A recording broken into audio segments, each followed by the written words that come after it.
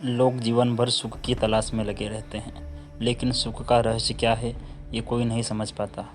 लेकिन यह बात पाउलो कोएल्हो द्वारा लिखित प्रसिद्ध किताब द अल्केमिस्ट में एक छोटी सी कहानी द्वारा बहुत अच्छे से समझाई गई है।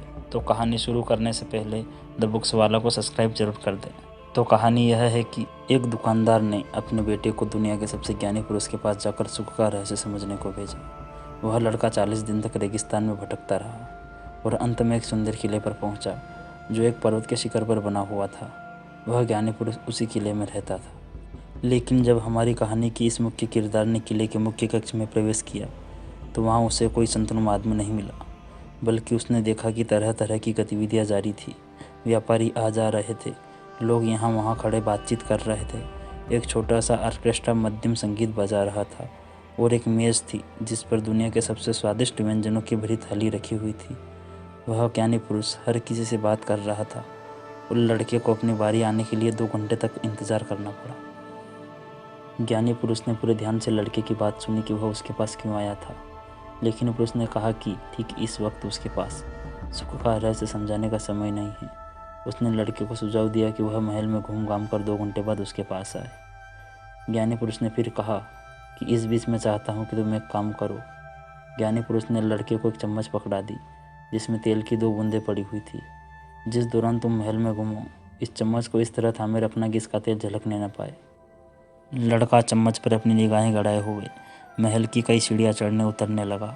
2 घंटे बाद वह उस कमरे में लौटा जहाँ वह ज्ञानी पुरुष था।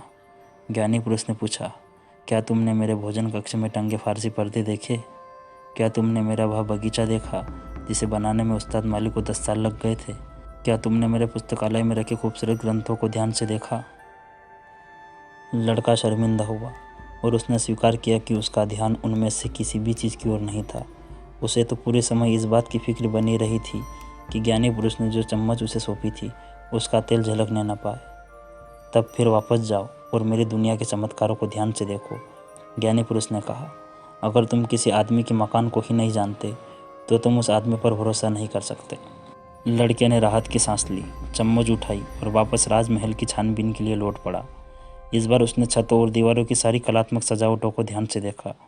उसने सारे बाग देखे, अपने चारों ओर खड़ी पहाड़ियाँ देखी और उस नफासत पर ध्यान दिया जिसके साथ हर चीज़ का चुनाव किया गया था।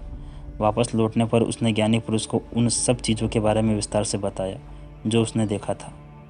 लेकिन तेल की वो बूंदें कहाँ हैं जो मैंने तुम्हें सौंपी थी?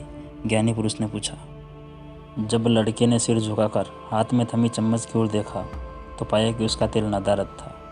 फिर ज्ञानियों के उस ज्ञानी पुरुष ने कहा कि मैं तुम्हें एक सलाह दे सकता हूँ कि सुख का रहस्य यह है कि दुनिया के सारे आश्चर्यों को देखो और चम्मच में रखी तेल की बूंदों को कभी मत भूलो। अल्केमिस्ट पुस्तक अंश में कहानी के जरिए जो सुख का रहस्य समझाने का प्रयास किया गया है, उम्मीद है आपको वो पसंद आया होगा। ऐसी ही अन्य कहानियों के लिए और प्रसिद्ध किताबों की समरी सुनने के लिए द किताब वालों को सब्सक्राइब जरूर कर दें। जय हिंद, जय भारत।